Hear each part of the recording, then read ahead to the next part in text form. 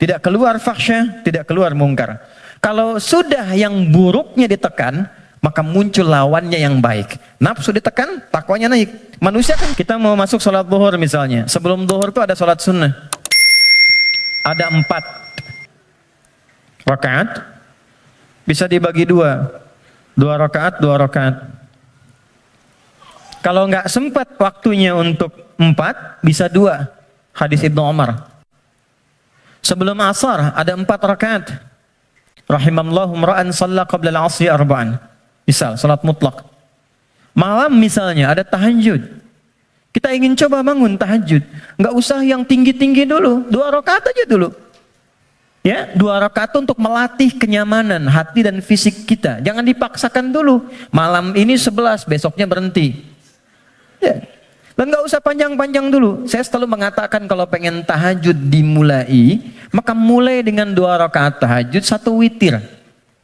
Ya, dan gunakan surah paling favorit yang bisa kita ucapkan, kita bisa bacakan. 3 kul kan? Dari wajahnya tuh kelihatan. Rakaat pertama, qul a'udzu birabbil falaq, al-falaq. Ya kan? Antum kan nggak jauh dari Al-Asr, An-Nasr, Al-Kautsar, Al-Falaq, An-Nas, Al-Ikhlas. Pada ikhlas semua tuh. An-Nas. Tutup witir dengan 1 rakaat, Al-Ikhlas. Ikhlas. Saking ikhlasnya cuma 1 gitu ya. Oke. Oke.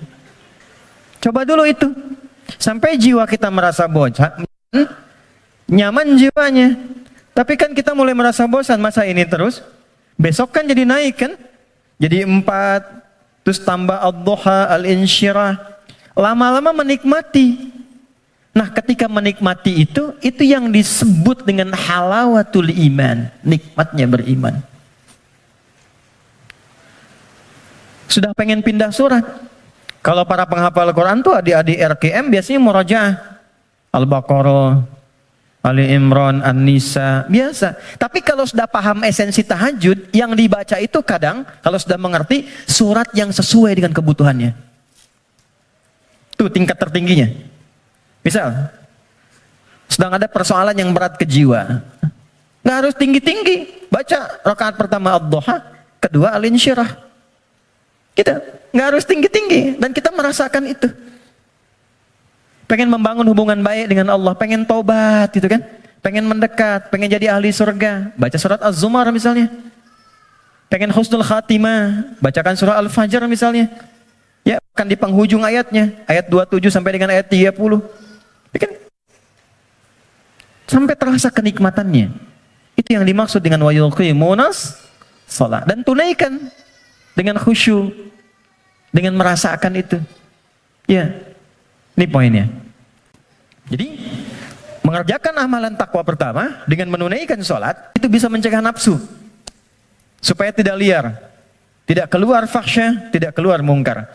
Kalau sudah yang buruknya ditekan, maka muncul lawannya yang baik. Nafsu ditekan, takwanya naik. Manusia kan cuma begitu. Ya, yang keluar di lisan itu kan cuma 2. Kalau bukan kata-kata baik, kata-kata buruk kan? Kalau buruknya nggak ada, baiknya keluar. Kalau pulsa kebaikannya banyak, dia yang keluar. Tapi kalau buruknya banyak, baiknya kosong, buruknya naik, baiknya tertekan. Itu aja. Itu yang dimaksud al-imanu yazidu wa yantaqis. Yazidu bitta'ah, yantaqis bil maksiat. Kalau bermaksiat, naik buruknya. Kalau bertaat, naik baiknya. Ini konfirmasi awal. Maka nafsu dengan sholat bisa ditekan, maksiat bisa dihilangkan, sekat bisa dibuka. Dibukalah sekatnya. Ini. Pelan-pelan. Makanya demi Allah saya katakan ya. Sejahat-jahatnya kejahatan yang pernah diperbuat oleh penjahat. Sejahat-jahatnya kejahatan yang pernah diperbuat oleh penjahat.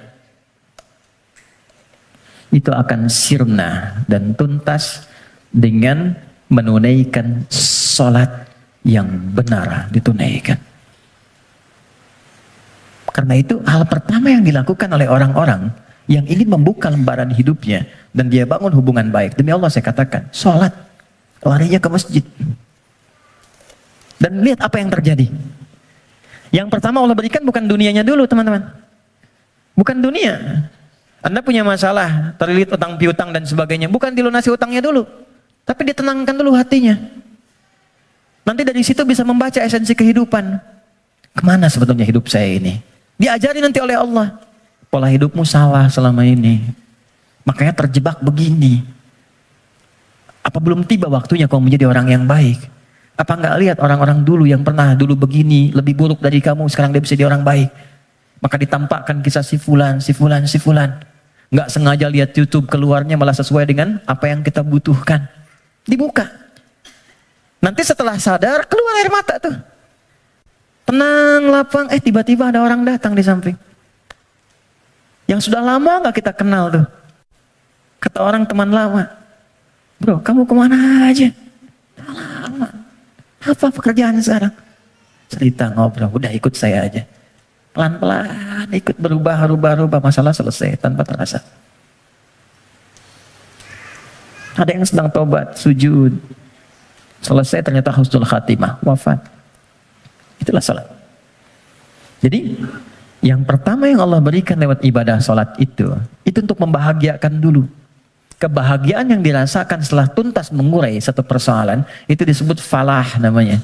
Falah, karena itulah panggilan salat disandingkan dengan panggilan falah. Dengarkan suara muazin yang nyaring berkumandang itu. Hayya 'alas shalah. Setelah itu apa? Hayya 'alal falah. Itu kalau kita memahami makna falah dengan pendekatan ini, demi Allah saya katakan, tidak ada yang paling indah kecuali kebahagiaan ketika mendengar suara muazin itu. Itu yang menjadikan sahabat Ali bin Abi Thalib sudah gemetar ketika mendengar suara adzan.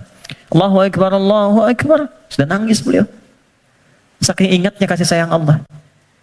Tiba panggilan yang saat didengar oleh gunung. Kalau paham gunung itu mengerti bisa hancur saking merasakan nikmatnya dari Allah. Karena saat itu ada amalan yang kalau dosa bisa diampuni, permintaan dikabulkan, masalah diselesaikan. Salat. Kalau paham dengan ini, gak ada orang meninggalkan salat. Yang ada pengen salat terus. Pengen salat, pengen salat, pengen salat.